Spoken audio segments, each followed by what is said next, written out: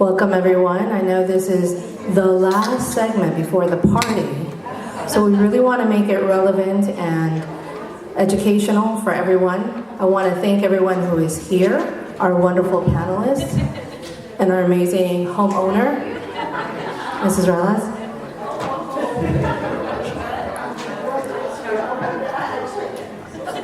No worries. We want to give away those goodies.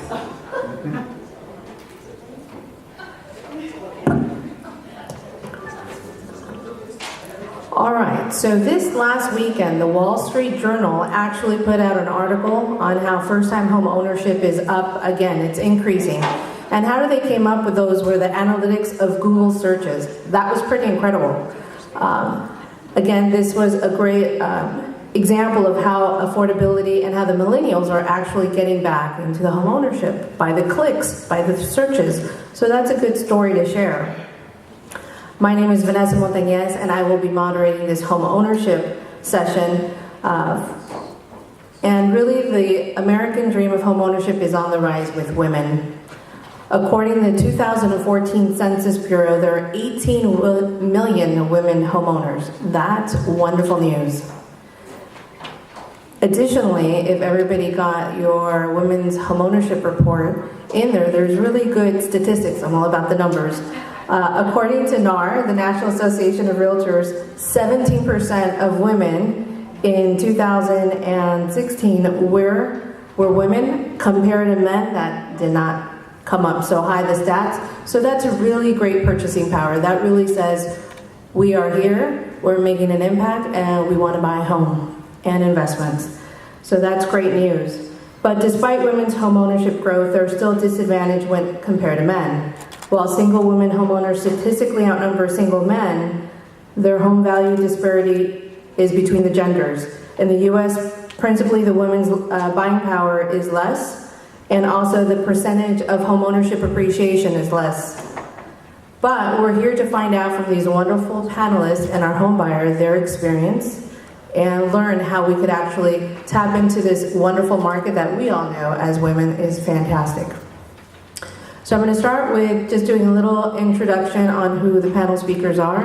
I'm going to give a small tidbit information about who they are, why they're here, and they're qualified to speak. So we have Ms. Stacey Walker. She's from Freddie Mac. She's Director of Housing Outreach, Affordable Lending, and Access to Single-Family Business. She has been there for a long time. She's had over 20 years. She's joined Freddie Mac since 1992. She's part of the Mortgage Acquisition Department. Prior to joining Freddie Mac, Ms. Walker began her career in single-family affordable lending in Michigan State Housing Development Authority in Lansing, Michigan. In this capacity, she served as single-family loan underwriter, loan servicer, responsible for ensuring loans were compliant with the state Michigan's affordable program guidelines. Stacey brings a lot of experience and great information to share with us. Next to her, two down, we have the founder, Hai-Pin Im from FACE and KCCD. Hai-Pin is the U.S. presidential appointee to the Board of Corporation for National and Community Service from 2009 to 2015. She currently serves as the president and founder of the Korean Churches for Community Development, a national nonprofit involved in empowering churches and nonprofits to leveraging their resources by building capacity, leadership, and partnerships and economic development, and serving as a bridge between the Korean Asian American community to the greater community at large.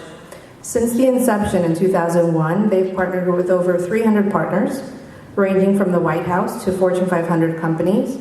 Successful initiatives include educating over 8,000 homebuyers, that's fantastic, and helping receive over $1.4 million in down payment assistance and saving over 85 million mortgages from foreclosures. She's partnered up with FDIC, Freddie Mac, and several other entities. She's a frequent speaker on CNN, NPR, and has also been quoted several times with several publications, including the LA Times and the Washington Post. She has several accolades. She sits on numerous boards, won several awards. She is a rock star. So We are happy to have her. And then we have Ms. Hope here. She's Executive Director for ARIA, the Asian Real Estate Association of Asian Americans. She's been there since 2012. Prior to assuming the role of Executive Director of the Asian Real Estate Association of America, she served with other trade and membership organizations such as the College of American Pathologists, interesting, the Brazel Institute and School in Chicago. She's done everything from nonprofit work to management over 2 decades. In her addition to her experience, she's also serves on several nonprofits. She's completed her degrees from DePaul University in Chicago and also her graduate work. In her spare times, you'll find Hope spending time with her family, her rescue dog, Puka, and involved in her church at the San Diego Christian Fellowship, a multicultural congregation that serves the San Diego community. And also we have Alicia Lopez.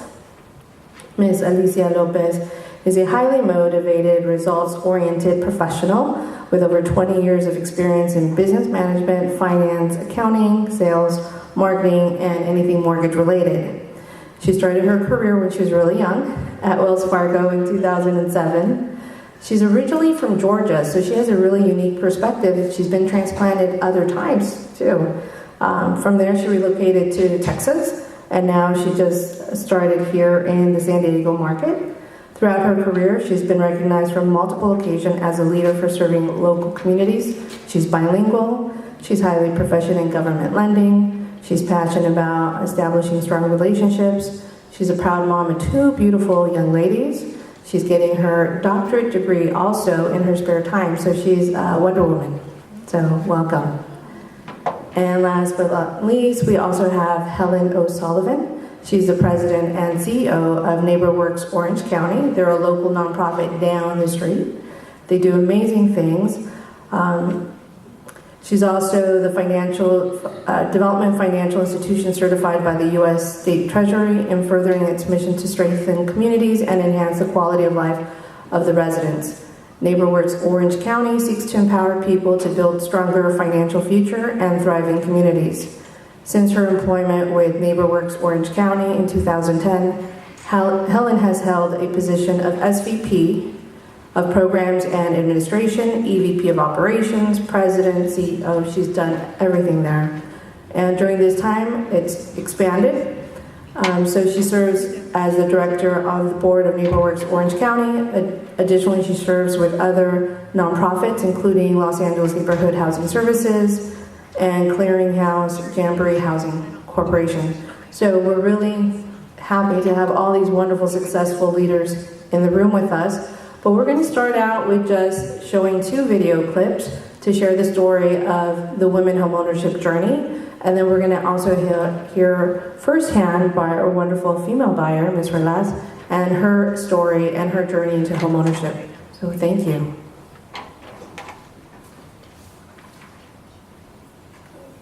Start with the Reyes family's journey, and Helen will give us a little information about that. Well, it would be great if you could actually see the video, because in this video clip we have Miss Melanie Reyes and her 3 wonderful sons. And Miss Reyes was living the life that we all want to live. She's married, happy, she has a home, she has 3 kids, and all of a sudden she's not married anymore. Her husband decided that he would rather exit the marriage, and he left her with those 3 wonderful kids and a car. So she was living out of her car, having her family split up, going to different relatives' homes where they could have a secure roof over their heads while she slept in her car. She is a master's student in psychology, and so she's not typically what we might think of as a low-income borrower who is in need of home ownership education or financial assistance. But she found herself in a situation which she felt was impossible to get out of, and that she thought she would never have, again, the opportunity to really live that dream that she was living. So she did come to NeighborWorks Orange County. She participated with us in the Homebuyer Education Program and our IDEA program, and over a 10-month period, we work to try and really help get her stabilized in terms of having sound financial access to financial products, a variety of savings products that we work with lender partners that provide deposits like banks. And we also, gave her what I talked about earlier, hope and information. And so with this last year, she was able to purchase a home. And at the end of this video is something really important, and it's her son saying, this is my dream too. Now I'm not afraid. I get to live with my siblings and my mom, and I have a place I can do my homework. And I know that I'm going to have the same place to come home to every single day when I come home from school. And at the end of the video, you can see him doing an amazing, I don't know what I'm doing up here. He's doing an amazing dance, just a joyful dance. And so we were happy enough to, and lucky enough to have him come to our annual dinner where he taught many of us how to dance joyfully. So that's their story. So we're going to start with your story. When did you realize buying your own home would become a reality, and how did you feel at that moment? And you can take the mic too. Can I have the question repeated? When did you realize buying your own home would become a reality, and how did you feel in that moment? When it became a reality, when I got happily divorced. I thought that was just like the best day of my life. I'm not trying to be too much. You guys are still laughing. And that's when I thought it could be a reality. Actually, my friend, I knew somebody at Neighborhood Works, and she said, come to this class. And I was like, for what? And she said, well, they're going to feed you there. And I was like, oh, okay. So I went. That was the secret. I went, and to be honest with everyone in this room, I was more worried about my hair color than buying a house, because that was not my focus at all. And then I got there, and I met really, really nice people. So I went back a second time, because I think they were going to have Subway. So I said, Coach, I don't know how to cook, and I'm there. So I committed to it, and it was a really neat 10-month program. And after I finished it, they're like, okay, you're ready. And I was like, go out and buy this house. I was like, okay. Awesome. So it was good. And what tips do you have for other women who want to follow your footsteps? What tips? We do not need 18 pairs of shoes. Why? Because you can only wear how many at one time? One. We don't need 18 purses.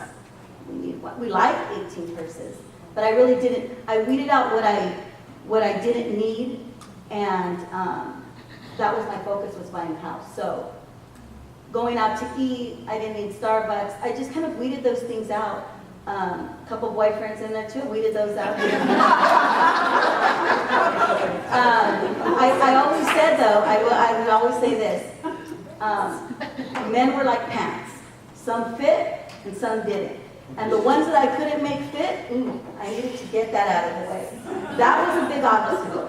I heard everybody in the room was like, it's true.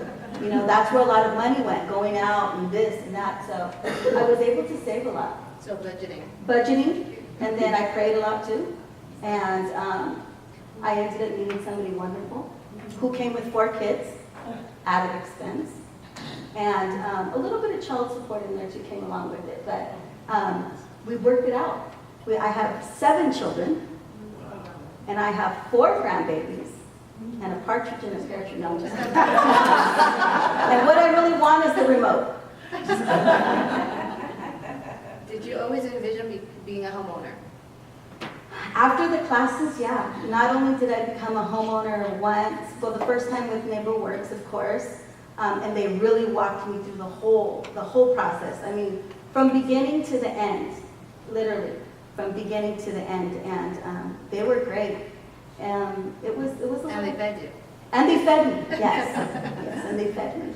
And I got to learn a lot of things too, because in this program, there was somebody every month that came in to speak with us of things that I had took it for granted, like a simple ATM fee, like how much it was. It was a couple dollars, you know, $2 because it's convenient. When they told me, you know what, guess what? Why don't you take out $40 and make it last for the week and quit going back to the ATM? And I was like, oh, that's a good idea. I better stop that. That's great. And then what events or circumstances in your life made you want to purchase your home? Well, number one was, of course, that divorce, because I saw that it was not going in a good place. And I had 2 little girls, and my 2 little girls had different dads, and I was just like, what am I going to do? You know, they need somewhere to call home. And so that's when that happened. They took care of you. Yes, they took care of me, absolutely. That's fantastic. And then I got extras, more kids. Yeah, I had more kids. I had so many schools. It was kind of, it was a lot. Besides the financial aspect, what's the biggest challenge or obstacle you encountered in the path to homeownership? I think in the beginning it was actually saving the money. That was hard because my mama didn't tell me that.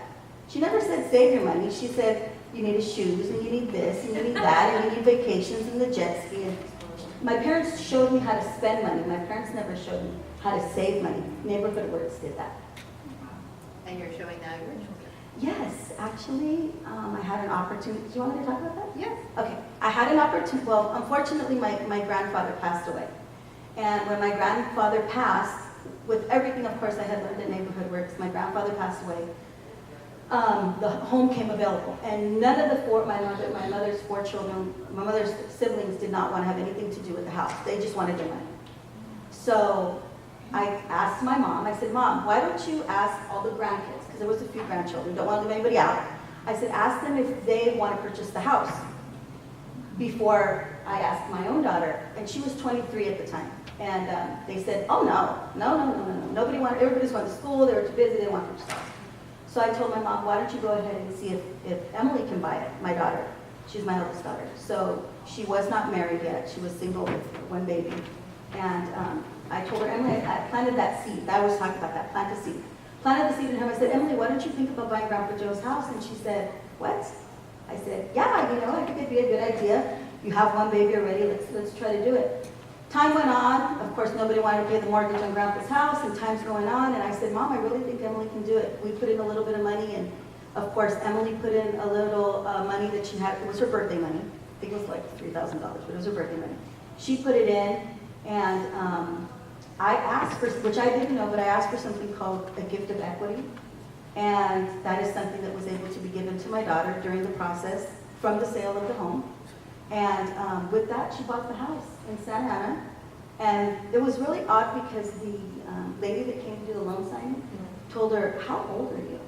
And she goes, oh, I'm 23. She goes, do you know what kind of opportunity has just fell in your lap? And she goes, I do. It's because of my mom. And of course, I had to say it was because of him.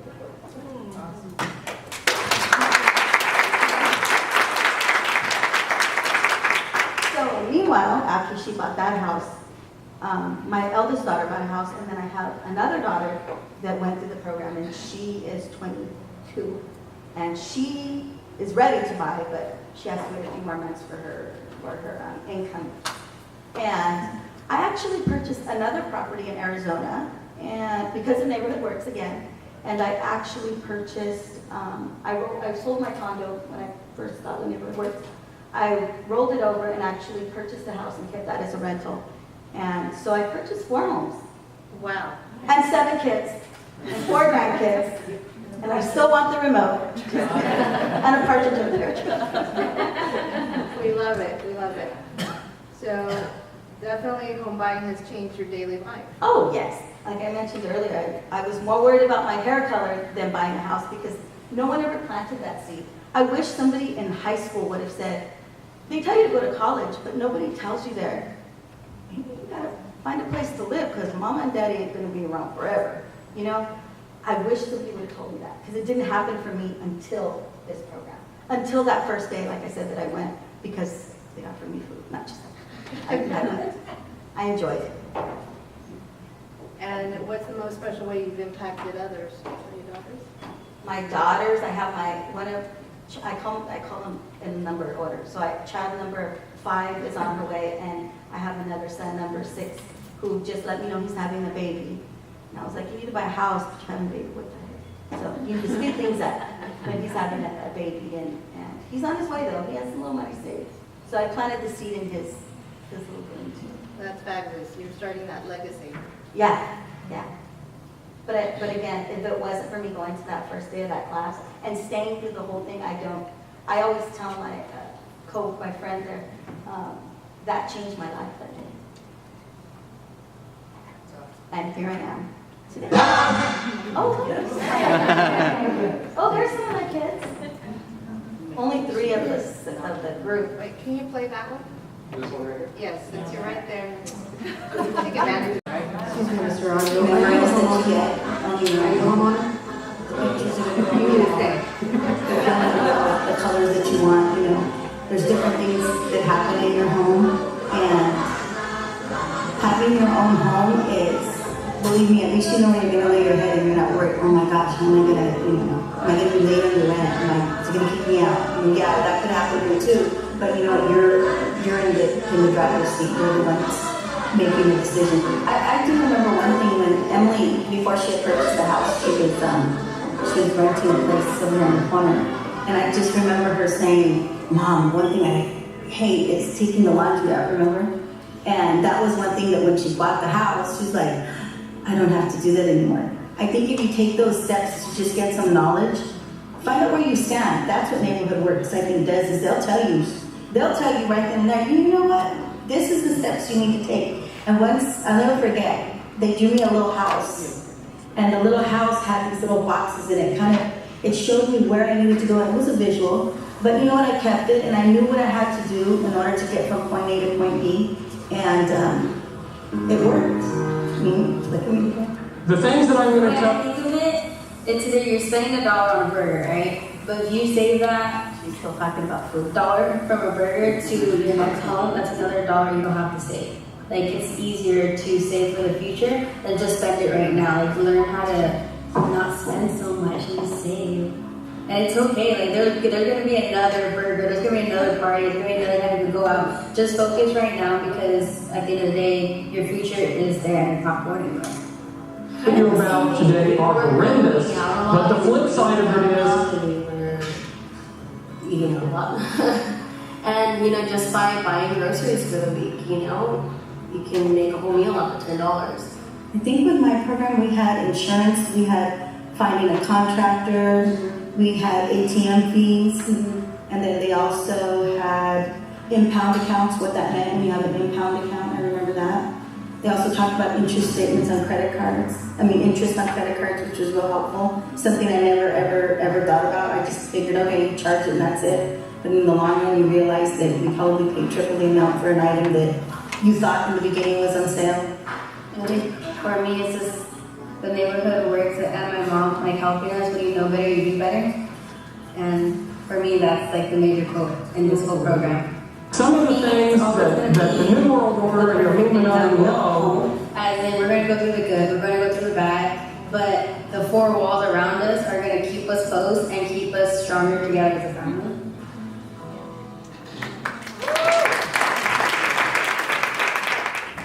Okay, can you share your experience on the rise of women in homeownership in the last few years, what you've seen? Sure. Do I need the microphone? Can you guys hear me that? Yes. I do, okay. I thought my voice was just projecting so well.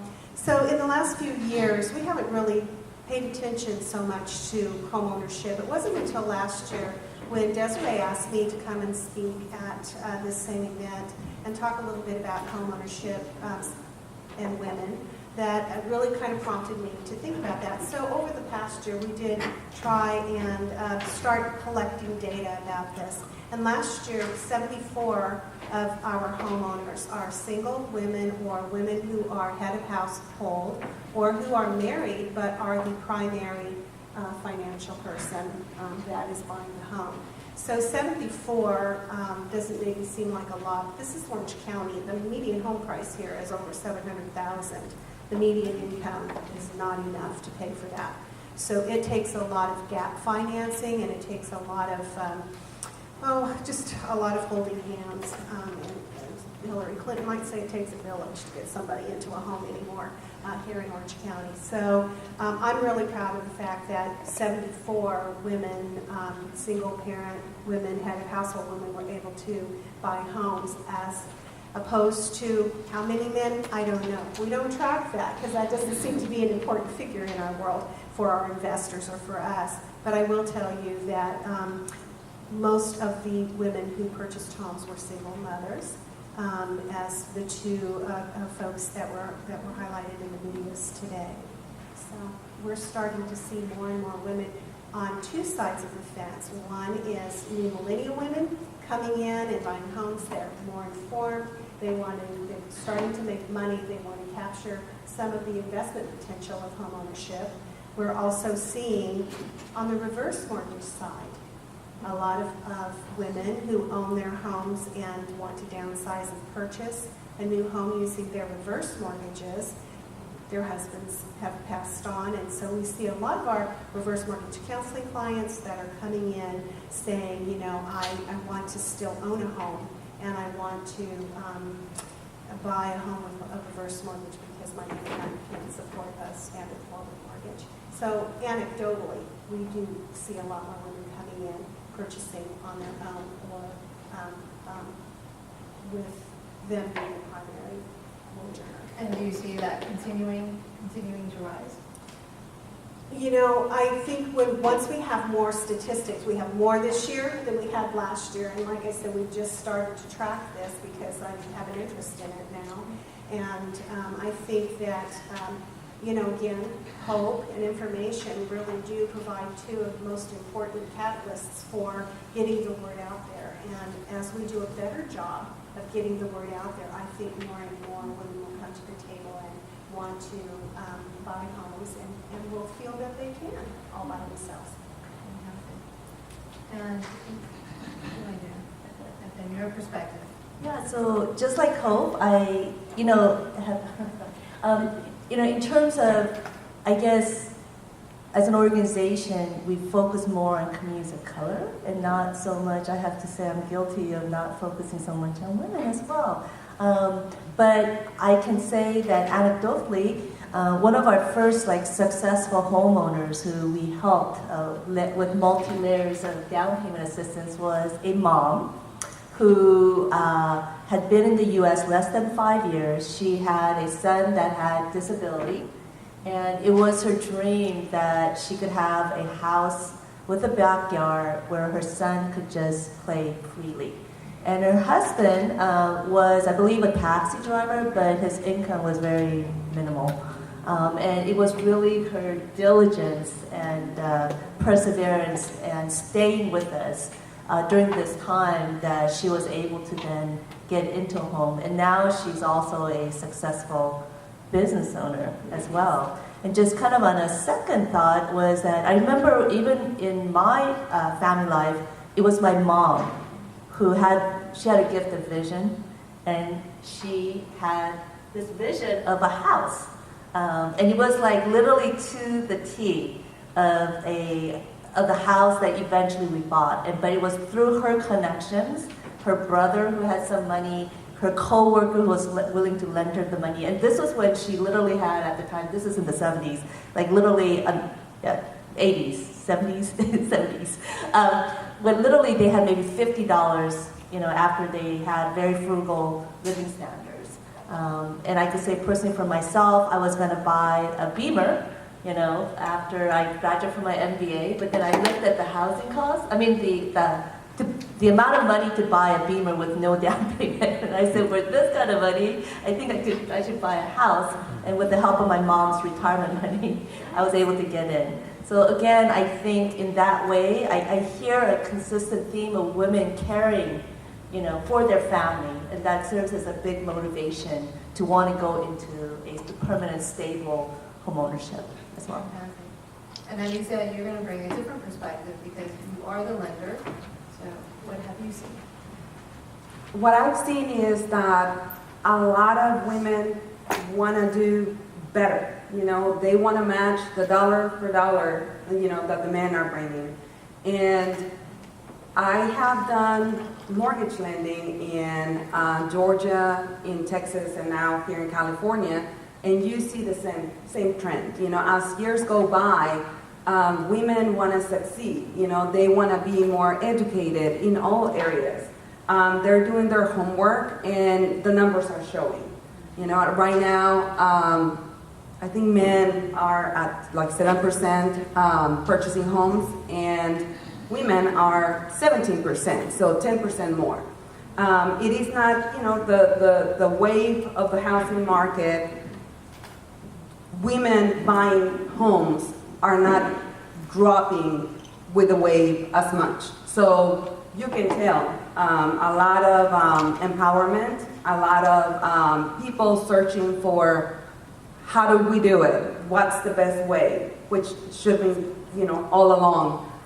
So you see the numbers increasing, and it's all about education. It's all about let's get everyone, and the young ones, you know, it's like, don't think of getting married. You go and think of getting that feeling, just like when you move on your own and you rent the first apartment and you step in and you have that satisfaction. You know, the same thing as when you own the first home or when you pay off the first home. So I think people are getting it more and more, and it's up to us to tell our kids, male or female at this point, you know, it's like they need to be smart about their money. I was always told, I was, I guess, fortunate enough that my uncle that lived with us and my mother, it was like, you don't buy a car, you first go and get a home. You know, it's like you should never buy a car that is more expensive than your mortgage payment. So, you know, it's like I've been wanting to buy, and I relocated recently, a year and a half ago, and I'm not gonna buy a car until I get the home. So it is, I mean, it's just knowledge. It's out there, and numbers are increasing, and you see it. And when you love what you do, you get all these wonderful stories. And I tell customers, you know, it's just like a realtor, you're interviewing them. You know, it's like the mortgage lender, you're interviewing them too. You know, you want to go with somebody that is passionate about it, knowledgeable, that is going to guide you in the right direction, and not my first home that I wanted to get. You know, I got married, I was 21, so I was doing it the wrong way. But I was 21, we went and it's like, we're excited, we want to get approved, and all we got is a no. 5 minutes later, why? You're going to get something in the mail. And we were, okay, we left because we didn't know nothing about credit, nothing about, you know, in high school, there should be classes now of finances. How do you handle this? How do you save? Mainly save. If you do nothing, save. So, like 2 weeks later, we went to an actual bank. The other one, it was a small, I mean, we just had mortgage. We were not doing anything. We went in. We went to an actual bank, and the lady was so nice and just explained everything to us. And 30 days later, we bought our house. So we still don't know why we didn't qualify on the first one. So never stop when somebody says no. You gotta know why. It's okay if it's a no. You know, it's like one more no, it's closer to a yes. But you gotta know what you need to do. So since we are a GSE and we don't handle loans directly with consumers, we buy them from the lending institutions. We're just looking at what's coming in to us, and the trends are similar to the numbers that you just quoted. One of the other things, though, that I'd like to mention, you know, we look at the HMDA data as it comes in, and we're looking and seeing that more older women are buying. Again, they may not be first-time home buyers, but a lot of them maybe had they're now divorced, or their spouse is passed away or something, and they're opting to buy a new house. And so those numbers are on the rise as well. But we are seeing that, and I think I mentioned at lunch that a lot of the agencies that we work with provide home buyer education and counseling, and the numbers that we're seeing, in one in particular in Mississippi, just about 80% of the people coming in the door to get that education are women. So they're very determined. They want to turn their situations around. They want better for their families, their children. And so we're really taking a look at that from all levels with the nonprofits that we work with. So just piggybacking on the trends that we're seeing at ARIA, particularly in what's going on with the Asian American population, if you take a look at just the number of immigrants that have come here to the country between 2010 and 2015, about 20% are Asian American females. So that's a very, very big number right there. It's an opportunity. And what's interesting is that immigration is propelled by not just family-based immigration, but also work-based immigration. So people, women from Asia are coming here to work. And if you take a look at their median household income, it's actually very high. It's a little over $105,000. So there's great opportunity there for home ownership. But I do agree with the panel of women here, education is important. I think that there are a lot of Asian American potential home buyers out there that they don't realize that they're actually mortgage ready. They don't know that they're ready to buy a home. They're thinking of the big kind of like, well, where am I going to get that down payment when there's a lot of assistance and a lot of programs out there that could actually,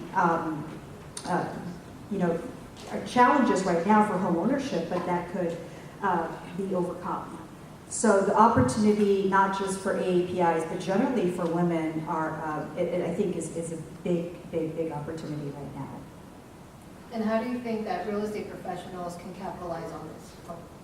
Well, not just here at this conference, but I think just a networking opportunity. You know, I was taking a look at AAPI statistics and where Asian Americans typically draw information. Asian Americans over-index when it comes to getting their information from technology. So they're over-index on owning smartphones, owning iPads, and all of that stuff. So I think that information readily accessible from either social media or the internet is something that could actually be leveraged. Stacey, do you think of anything else that we can capitalize on, real estate professional or a homeowner? With these trends? I think, I always go back to education, and so they can get educated. And let me just do a plug here, I didn't do earlier. If there are any realtors here, we have a real estate professionals resource center on FreddieMac.com. And for any other housing professionals, we have a housing professionals resource center. That's where all of our training opportunities are announced. You can register there. Any new policy changes, which happen very quickly, come out through there. Any of our guide changes come through that website. So, just being educating themselves as professionals, but then teaming up with those that educate consumers on the home buying process, I think will be excellent. And also your modules, can you explain that? The learning modules, your training modules on homeownership. Credit Smart? Yes. Okay, so we have a financial literacy, thank you, curriculum called Credit Smart, and Credit Smart has been in existence probably, I believe, since about 2002.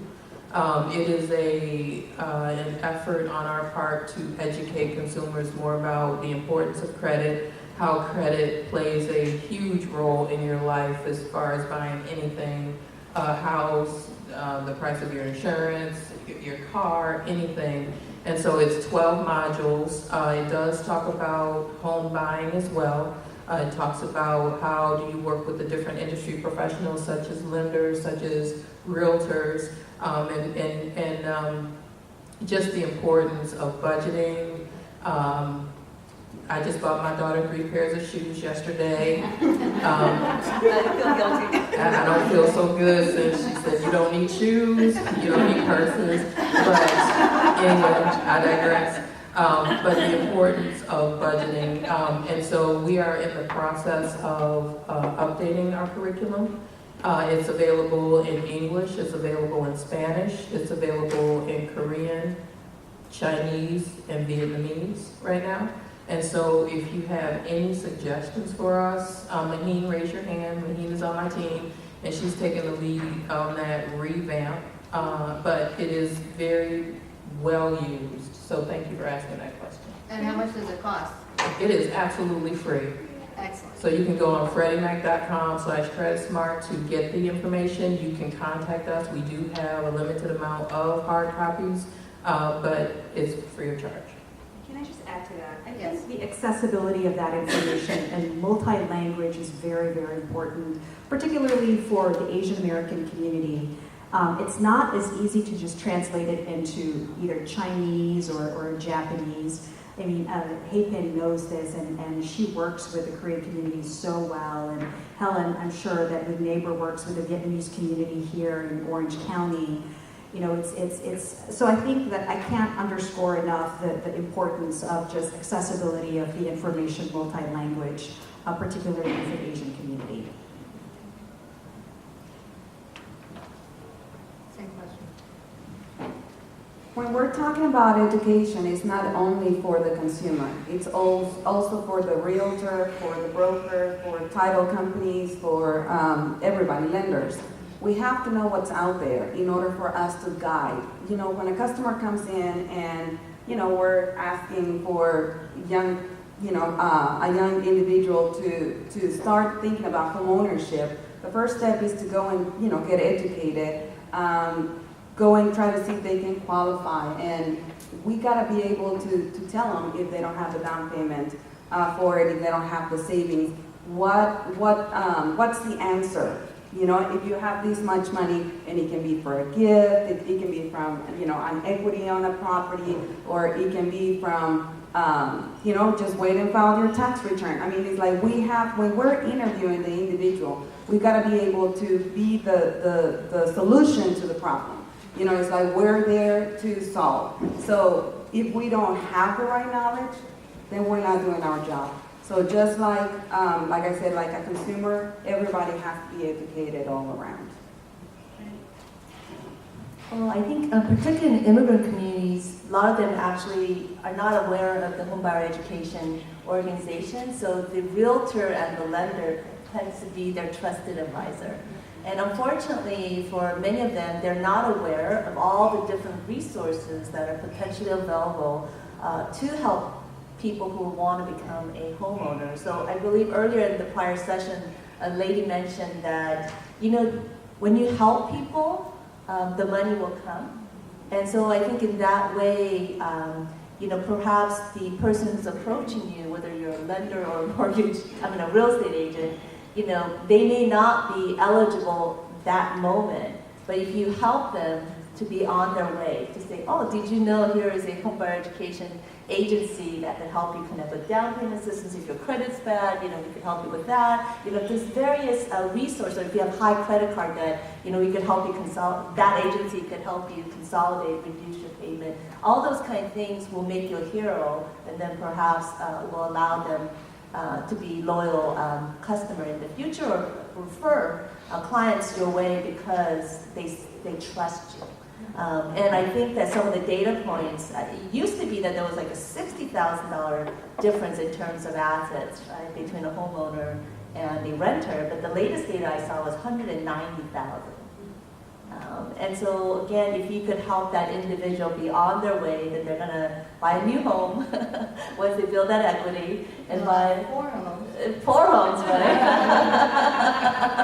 And then, you know, so they'll need your services as a real estate agent, they'll need your service as a loan agent. So I think again, that's a lot of goodwill, and I just want to reinforce what Hope said. We, as a nonprofit, we were partnered with Freddie Mac in their Credit Smart Asian curriculum. And, you know, literal translation doesn't work. And, you know, actually, when I was at FDIC, I also helped them with their Korean translation. Supposedly it was review for their Money Smart curriculum. But the official translating company was not up to par that literally the people that we recruited had to retranslate everything.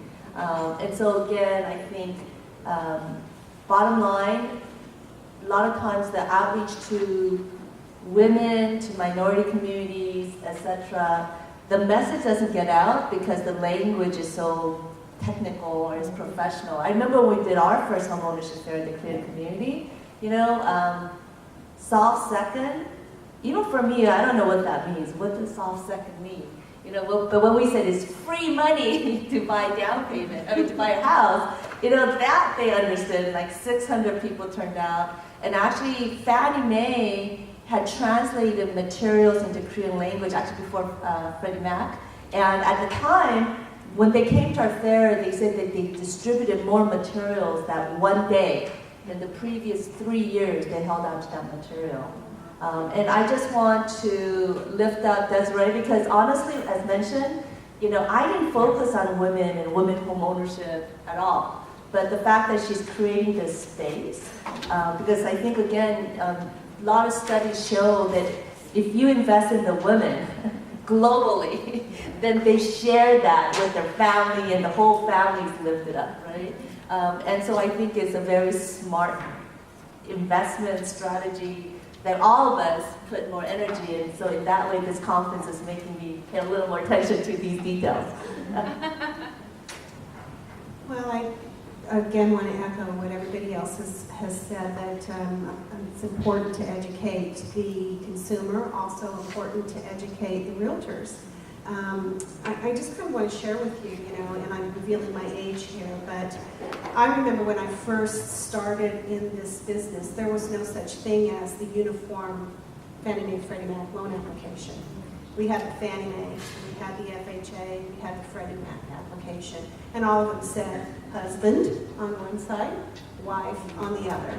There was no borrower, co-borrower like there is now. So all of those things to get from husband, wife, or primary borrower and spouse, had to go through a series of educating the public at large and saying, we have to change the way we do things to recognize that there are more aspects to home ownership than a husband and a wife buying a home, than a person and a spouse buying a home. Single women should be able to buy homes, and now we can, and now we're starting, as the statistics show, that we're outpacing men. So I think that as we go down the road and obstacles come, we also have to just be advocates for moving that agenda forward. And speaking of advocates and educating, is there a particular program that you guys do really well at NeighborWorks Orange County that you're like, this is fantastic, everybody should know about this? Well, I think, our IDEA program, it's our longest term program. It's a 10-month program that we and other nonprofit organizations. I'm sorry, what does that stand for? IDEA stands for Individual Development and Empowerment Account. And what it is a matched program, so that if a consumer over a 10-month period saves some money, a bank who is a member of the Federal Home Loan Bank of San Francisco will be able to apply for a matching grant for that. So if you save $5,000, you now have $20,000. So that increases your purchasing power quite a bit. So I think that of all of the programs that we offer that speak to homeownership readiness, that's probably the best one. That one gives a lot of information over a long period of time. You're in with a cohort of folks who are going through that same pain that you are, and disciplining themselves and budgeting and learning all at the same time. You can ask great questions, and we have a whole room full of people who can hear the answers to those questions too. So I would say that would be the program that I would. And Hypen, you just had a successful home buying seminar, home ownership. What tip or experience? Well, so it was kind of interesting. We've been hosting our home ownership fair for the last 16 years, and what we noted was that we wanted the lenders who have these special bank programs, including like the 3-to-1 match program, to closing cost assistance, to lower interest rate, lower down payment. I mean, like amazing things. Like if you're, have a doctor friend, they have all these doctors, medical school debt. Like there's a program in which they won't count that towards your, loan amount. So like really cool programs. But then whenever we invite these lenders to come on stage, they would just, and so for the public, when they're listening, they wouldn't really, again, grasp And so this year what we decided to do was tweak it a little bit. And so we did invite them back on stage, but then I would highlight, like we say, soft, did you guys hear that? This is free money, or, the doctor, school debt, it's like discounted. And so through that process, the lenders who are in the room, and I think is she still? From Bank of the West, but like a number of the other lenders who did participate said that this year, it was like they didn't have a chance to breathe, because they were just coming with very focused, directed questions. So I think in that way, going back to education awareness, but really making that contact and helping the individuals to understand better, I think would really help. And there is such a diversity of programs. You mentioned a husband and wife is the normal application, was the normal application. But like again, in many immigrant communities, maybe it's the house or the borrower on record is the daughter, but it's really the parents making the payment, or the opposite in some other context. Or there might be a context in which you're getting sources of income from your renters, and supporters basically, and that can count towards the loan application. But it's all now official. You don't have to do it kind of in a shady way, but it's all the flexibility. And so the advocacy from the community, from the lender real estate community to say, hey, you know what, an application that says husband and wife doesn't really recognize the reality of our current space, and to be able to make it so that, like with Delphine, she was mentioning that this family came to them and said, like, oh, like they were so happy, that they had the option that they could be bringing, basically a family relationship, and that is legal, that is authorized, and they wanted to find out more. So again, I think the more that we could kind of help people to understand what's available, and I always tell my staff and the people in the room, it's like, you don't know what you don't know, right? And if there's a problem that you have, to kind of stop and think, is there someone in the world who would be interested in helping me? And I would say, at least in America, that answer many times is a yes. And I do want to also say, we're talking about home ownership, but there's also this fantastic program called Keep Your Home California, in which, if you lost your job or your business is going bad, that, this program could help you with over 18 months of mortgage payment. I mean, that's like fantastic. It's good news. And so I just want to help spread the word as well. Thank you. And being one of our main sponsors, Ms. Alicia, what programs do you recommend from Wells Fargo? So one of the programs that I would like to feature is the Neighborhood Lift. Lift is an awesome program. It does not have to be repaid. It is income-based, and you basically don't have to pay anything back after 3 years that you are in that home. The customers will just need to get qualified for FHA, VA, or conventional, and then there's no overlay. If the lender can qualify you with whatever debt-to-income ratio, basically, as far as you meet the income requirement, then you're good to go. And just so you get an example, for San Diego County, family 1 to 4 members is $90,900. So it's not something that is impossible.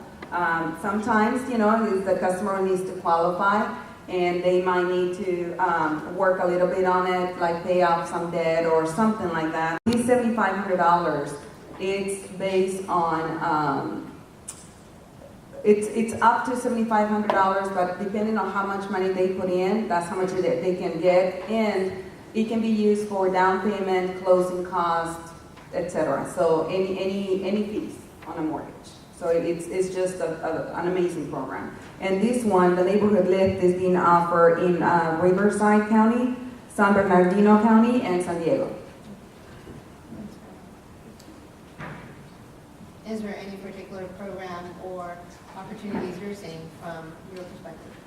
Well, again, we don't go direct to consumer, so we do offer a 3% down product for our customers to utilize, which is saleable to Freddie Mac.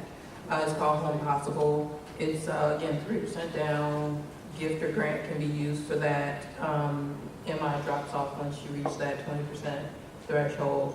And so we feel that it's really competitive out there. It's competitive to FHA, and so that's our affordable product. Well, I know a lot of our partners are here in this room. I see Carmen Luna right there. I know you guys also have a 3% product with no MI, so that's a great product. And I know Bank of America here. Any representation from Bank of America? Oh, no Bank of America. But I know they also have an affordable loan solutions product that they rolled out last year. So there's a lot of products out there, but information and education is key. And I have to commend, NeighborWorks and KCCD for the work that you do, because you get the information into the community. But there's a lot of products and services out there that, how do we get it into not just the community, but to women?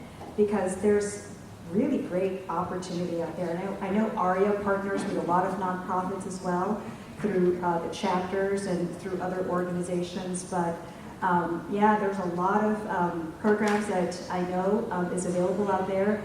We also partner with Rate and Guarantee, and I know that they've got some great programs and solutions for down payment assistance as well.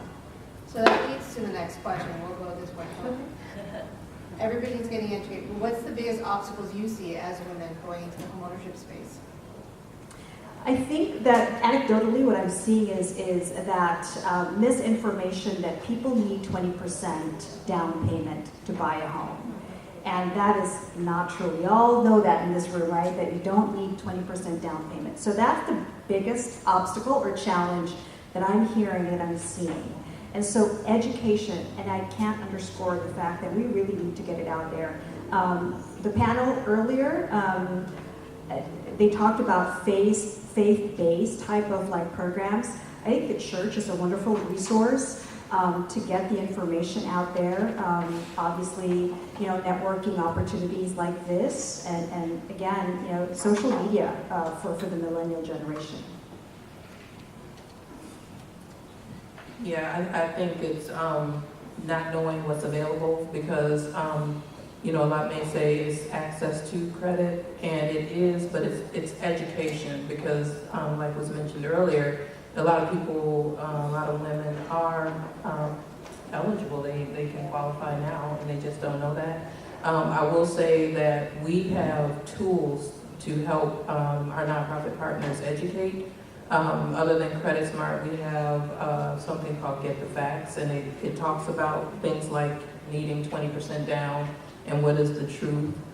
We have Steps to Homeownership, and it's just a guide to help people get to that path of homeownership. So we try to create tools, and I thought I was a millennial until I hired millennials, and I clearly know now I am not a millennial, because I cannot see myself downloading an app or looking at my phone or anything for education. I'm old school. I need to, if it's not in paper, I need to at least see it on a big screen. So, but we're trying to create the same type of information that can reach millennials as well. So we're actively working to figure out how to best do that. Again, is the misconception, the not knowing and not reaching out. So we just need to keep pushing. We're doing great. We're making some progress. We just need to continue to let them know what is exactly, not just the feeling of owning a home, but what else comes with owning the home, which is like a retirement. That's a portion of your retirement. The increase of equity that you can have. So we need to list all the benefits that come together with owning a home, not just what people are telling them also, which is if something breaks, you have to fix it. Well, it's part of the beauty. We just need to make sure that they understand the good and the bad and the ugly and the everything. But the satisfaction and what's at the end. At the end that is a part of your retirement. That is just going to make you a little bit, richer than you were before. So first, mentioned about misinformation, even about the various assistance programs. So for example, first-time home buyer, if I had just heard it without knowing anything better, I would think, well, you know what?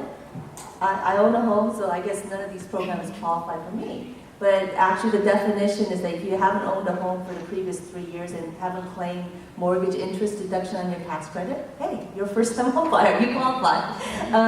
Or else, you know, they think that it's only for just low-income individuals, but there's a lot of programs where if you buy homes in low-income census tracts, then again, you can qualify for many of these programs and benefits. And for me, like Koreatown, you know, there's a lot of great things happening in Koreatown, but that is a low-income census tract. So again, there's these perceptions of what that means.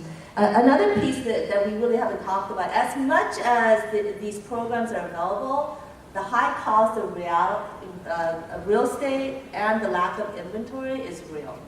And you know, there seems to be not as much attention just locally, statewide, and nationally on promoting home ownership. So there's like affordable housing, you know, rental units and things of that nature, but really, again, real money to help bridge that gap. And I'm part of another group called the 200 that's trying to help at the state level, legislation and money to be able to increase inventory. And also, there is something, I'm getting a little technical, but something called CEQA, which when developers are trying to increase housing inventory, people are using it in maybe not the way it was intended to stop development and stop housing increase. So I just want to put that out there. And then I think also just the last piece is the city of LA is increasing the down payment assistance program from $60,000 to $90,000.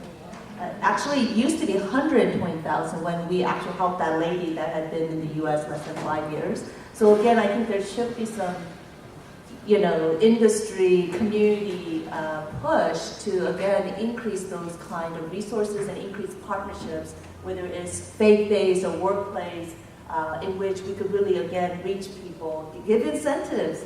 You know, they give incentives for people to volunteer. Maybe they should give incentives to come to like a homebuyer education class, right? Seriously, why not? I think it makes economic sense. Well, you just stole my thunder because I was thinking that same thing as we were going along talking about obstacles. One of the biggest obstacles that face that all of you know is it costs a lot of stinking money to buy a house. In California, especially. And there's not enough houses, and that's part of it. So we need to build more houses that people can afford.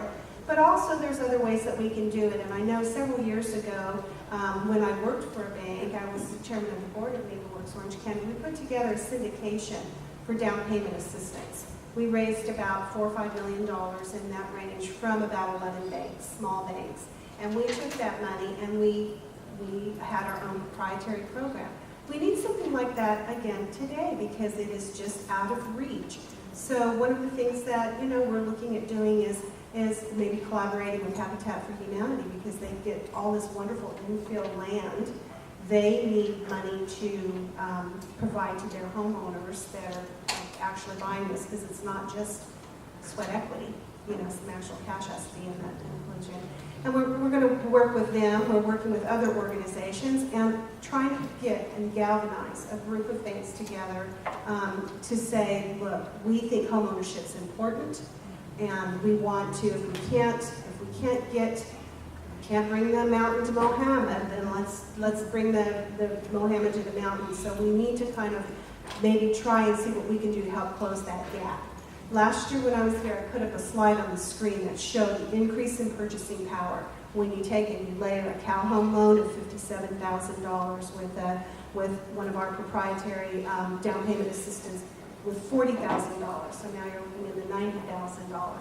And then $20,000 for an IDEA or WISH program. Okay, that's pretty good. We still need more, So like I said, that gap is huge. We want to try and work to close it. Or think of other great ideas, not that that's a great idea, but it worked at the time and I think it will work again. But other great ideas either stimulate production of for sale housing or get more down payment available.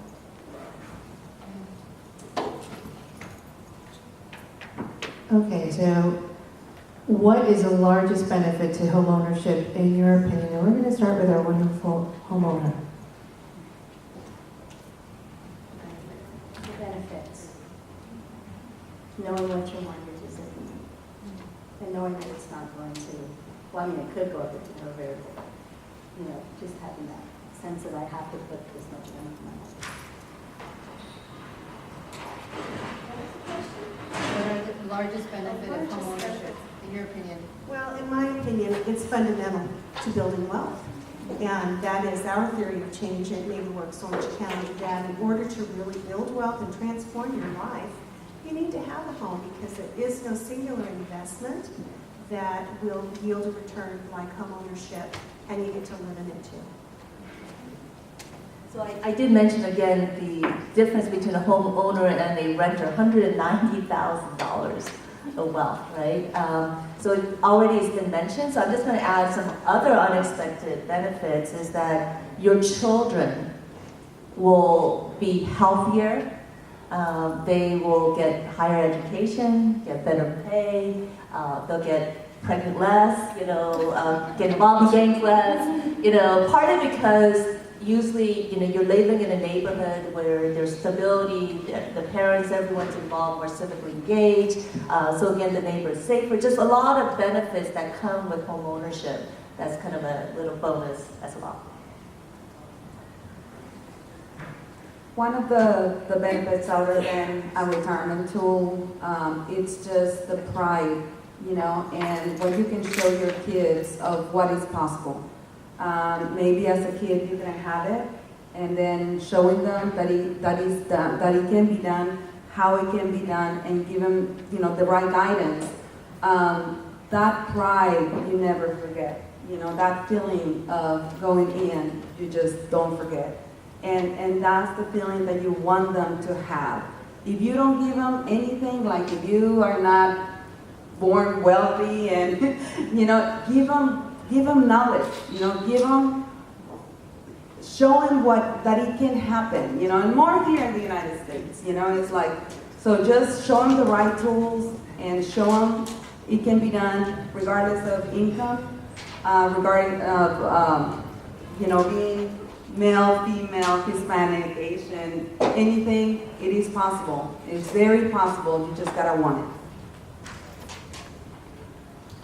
I think is key for homeownership. I'm stable. I feel more stable when I own a home. I want the stability for my daughter. I am a single parent, and so I do want that stability. We relocated from the DC area back to Atlanta, and we temporarily stayed in an apartment. And I had not been in an apartment. I had not lived in an apartment in eons, and I was a nervous wreck all the time, like, shh, shh, shh, don't make any noise, music can't be up, and it wrecked my nerves, really. And so I need that stability in my life, peace of mind, and just for her as well. And it's an example for others in my family to aspire to become homeowners as well. For me, I think I agree with Helen. It is all about wealth, right? Creating wealth. You might not have a lot of cash in your 401k to pass along to your children, to your grandchildren, but you have that home that you can pass along at a later time. And that's going to continue to build equity and build value. So it is probably the single most or biggest purchase that any average American can make, but it is so worth it. Absolutely. Absolutely. Yes. I'd like to ask the two questions. You asked about the awareness for the, where we can get resources and stuff for homeownership and programs that you all have, which is fantastic. So thank you all for coming from my own perspective. And is that the WEIR report? That was the purpose of creating the Women in Housing Ecosystem report, was that Hope you talked about how we get this information out to the diversity of what's going on. By meeting Hayden, just going to her event that she just had a week ago, just last week, it was like, all right. It's incredible. I mean, I didn't know APAC did a faith-based church. I mean, a bank, and all these different programs out there. And Helen, about you now taking awareness for women. Phenomenal. Great thought process moving it forward. So if we can play that and get that information into the RIR report that's going to come out every quarter about the updates, not only for the states additional to it, but those resources that we can continue to grow and make it the basis for the industry for the women home ownership across the nation, this will employ to allow other organizations and other entities, municipalities, and whatever is out there that's doing this stuff will be an incredible resource. Because one of the things we want to bring into is women's poverty, to help through the women's homeownership, cement the growth into women's entrepreneurship. Because we heard just a few minutes ago with Tony, she talked about the home being used as your business versus them doing it. And we last year suggested the idea of having your home as your business model to actually get a loan for a business entrepreneur and not use it as a credit equity loan. So this all having this is phenomenal. So now we can all take it back and take it to our management, our teams, our outreach, and pull it all together. And hence that's why this 40-page report of the 30 resources. So I want to just bring that to the table. And the more information we get from the Census Bureau and all the other different platforms we have for women's homeownership is going to drive this awareness and bring it to the forefront from all the trades. So thank you very much. Thank you. Any other questions from the audience? Yes, Steve. Like I'm only one that keeps that. Question for everyone, but mostly for the one that wanted the remote. So we, and I'm going to say we, do as much as we can to teach, and retention seems to always lessen and keep going down, especially when you try to attract an audience. So for example, I do a lot of sales presentations, and we try to attract potential homeowners that want to go through, at least to learn. Just to get to them is our biggest step. To get to NeighborWorks, to get to KCCC, or just to get to them seems like a little bit of a challenge. So I know you went through a lot of struggle. I don't want to get that confused. 4 grandchildren, 7 kids. I get it. But what would you say to me as some advice? How do you think I can attract more people to get to at least getting to NeighborWorks without? They might not have the same struggles, but just to So like where to find the people you need? No, how to get you motivated to get there. So right now your motivation. Well, we do a lot of food all the time. In the real estate business, we feed everybody. But I guess that would be my, and that's a question for everyone also. I mean, don't get me wrong, but whatever you can provide would be awesome. I'm going to have to think about that one right now. Okay. One of the things that we all talked about was informing. And we talked about informing not only the consumer, but the industry members as well. I know at NeighborWorks Orange County, and I'm sure at some other nonprofits throughout the state, we have realty clubs. And these realty clubs are just realtors that want to know more about down payment assistance. How does that work? Does everybody get to have it? Is it only for low-income families? Is it also for people other than first-time home buyers? And so we have, I think we do it, I want to say it's monthly, but we call in the title companies who really help a lot with farming, who help give tools to our realtors.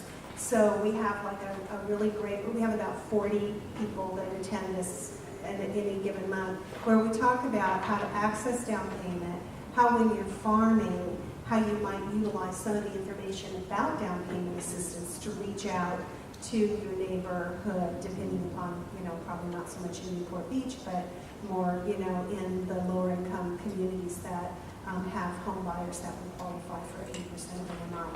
And I think if you reach out to some of the nonprofit organizations that are in your areas, you will find that there are these programs available to help inform realtors about programs that are available and how to reach out and converse with your community.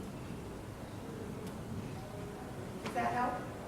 Well, I work with a lot of nonprofits. I guess that was the reason, is that if I catered it more towards everyone that was on the panel, I guess my question would be is, how much do you work with the cities and inform them? Because I will give you a great example. I've been in San Bernardino, Riverside, and they are, right now the real estate community is thirsty for knowledge. It's not hard to fill up the room with realtors. As a consumer though, the attendance seems to be a lot smaller. And how do you grow that? So I already know that 10 to 15 on your first home ownership fair, that's actually not that bad. But the expectation when people do it, for those in the room, they'll say, I'm gonna get 100 people, it's posted on Facebook, Instagram, Snapchat, flyers, radio, newspaper, and then when they get 20, they seem to be discouraged. So my question, and again to the remote, was mostly regarding the... You've been degraded. But it is mostly because it's kind of like, what is it that makes you tick? Because we talk about this every day, we are ingrained in it, we know the language. This is alien talk to a lot more people that are not in the industry. So how is it that you spark that, match so that they can want to? I see what you're saying. You know what, I do remember that one time I went to a class, it was bring a friend. And I asked a few people and they looked at me like I was nuts, like, you want me to go do what? I want you to go with me. And I remember saying that they had prizes. And they were like, okay, I'll go. So it was food and prizes and raffles. That was like, even, you know what, I even remember going to one where they handed out piggy banks. One day I went to class and they gave me a piggy bank. And I was like, I went to this class, not only did I get fed, but I came home with this really cute, it was not an expensive piggy bank, but it was so cute. And I just remember walking out with my piggy bank saying, I'm gonna save money because I have a new piggy bank. I think it's those little things, even if it's tell a friend and, hey, we're gonna go to this neighborhood, after we're gonna go to drinks, but let's go to this first. And they're gonna have that after, but they're gonna have some prizes. I'm gonna tell you, she's gonna be like, no, and they're gonna feed me too? Yeah, let's go. So I think, or have a little contest like, the more people you bring, bring 5 friends and this is what your little prize is gonna be.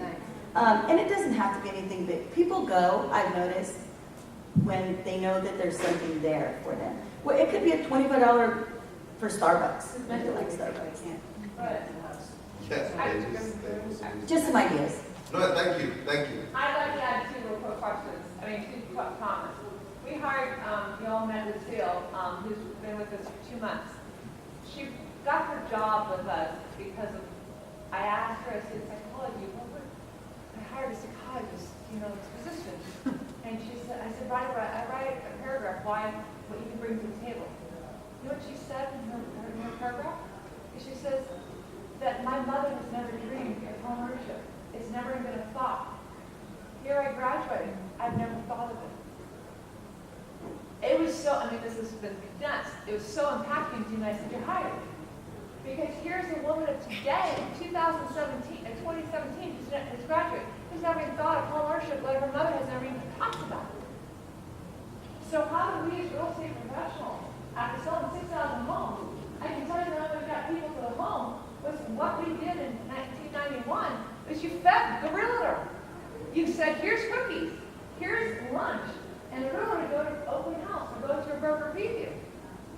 Yet we forgot that to get to my time that I thought was worth something was worth the $2 of a cookie to go to help. So to get to her point, she talked about food. Feed them. Tell them you're going to give them food or give them something like you said. I really think that's it. They don't have a mentality or the thought that they can own a home. And we should have that thought process in our brain, every one of us as a human being in the United States, that it can be done. And that's, I think, the #1 problem, and it's not even on the radar. My 2 cents. Sylvia. Can I say something? Well, 1 second. Sylvia had her hand up. so I hear what you're saying because I used to work for an RF, and every realtor always wants to have a room full of people listening to their pitch. But one of the things that I see that a lot of the predatory companies already are 2 steps ahead of you, the banks, because they're advertising. They put those little things on the, the light post, oh, we buy houses, or, those kinds of things. They're already in our communities. They do a lot more marketing than you do. They spend the time, and that's all you see. I drive around in some of our neighborhoods, and every other light post I see, we buy ugly houses. Oh, foreclosure, okay, call me. And you can tell those are, the people people that really want to take advantage of our communities. But I don't see realtors or the banks or, doing that type of more grassroots outreach. And the last thing is, think about, in our Latino communities, the multi-level marketing. Companies, the Amway, the Tupperware, the Avon, what do? We have a lady who gathers everybody in their house, they eat, she gives away a few little things, even if it's a tiny little samples, and women come. So a lot of those practices that I see that work in other industries, we're not doing it. And quite honestly, if we're trying to get to the masses, which is, to me, buying a house is a lot more powerful than, being an Avon consultant. I'm sorry, Avon consultants, but, buying a house builds generational wealth. And I just don't think that we're thinking that much outside of the box. And if we start thinking outside of the box and look at marketing ways that other industries are targeting our communities, I think we'll do much better in attracting those people. But right now we're so stuck in, we're realtors, this is the way we do things. Well, no, that doesn't work anymore. You have the millennials, you have older women buying homes. Think outside of the box. Do things that are different. Host it around football time. Yeah. Yes, Esther. Yeah, I'd like to piggyback on what she said. I am originally from Cameroon, so even though we're talking about diversity, immigrants, there's small communities within communities. Not every Hispanic belongs to the same community. So when you're doing a program and it's just, for example, targeting Hispanics, there's someone who would not go because it's this kind of person. Maybe the person is from Mexico or from a different country. In my community, for example, Cameroon, Nigeria, I go to the subgroups, and the marketing has to go to that base level where you're finding somebody, maybe just one person, who belongs to that subgroup, and then use them to penetrate their community. Find out what makes them. In my community, we still have little groups that is based on where you come from specifically in Cameroon. They have monthly meetings. So I would go to a president of that group and say, let me come, put me on your agenda, let me come do a talk on home ownership or home preservation or something. If you were a lender in my market, I would partner with you and say, reach out. This is what my community is looking for. You have a lot of medical professionals in the African community. They have, like we just had the Nigerian Physician Association had a convention in Atlanta. She talked about no money down. They're coming out of med school with all these student loans. They want a house. They're paying them $200,000, but they don't have down payment. So, a bank or someone who goes to that kind of convention and tell all these doctors that you don't have to worry about working and saving money to get your home when you have all these loans, because we can get you in a home with no down payment. You have to go way down and find out those subgroups within the communities. Just general marketing is not going to do it. No. Or even working with the MSAs, medical societies, those are all independent doctors. The National Hispanic Medical Association, they're one of my clients. And do you know how many banks we've approached? And none of the national banks have actually jumped onto the opportunity to work with 50,000 doctors. Where were you at? This is one of my clients, the National Hispanic Medical Association.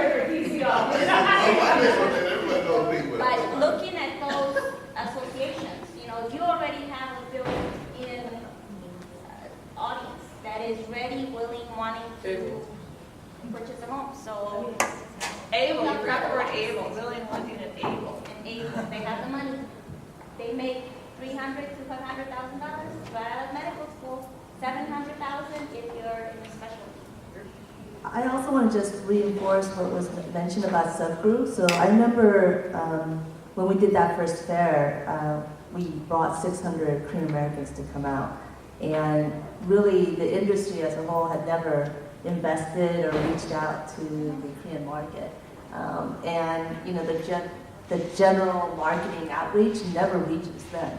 And so again, I think those kind of targeted subgroup marketing and outreach and investments, and particularly with the ethnic media, and again, for maybe immigrant communities, the faith community, between those two are quite powerful and effective. And then alumni groups, gatherings, these kind of associations, again, allow for that. Thank you. I want to personally thank each and every one of you for sharing your story, your tips, your ideas, getting educated, our audience. We're going to close out this session now. Thank you, everyone. Thank you. I'll bring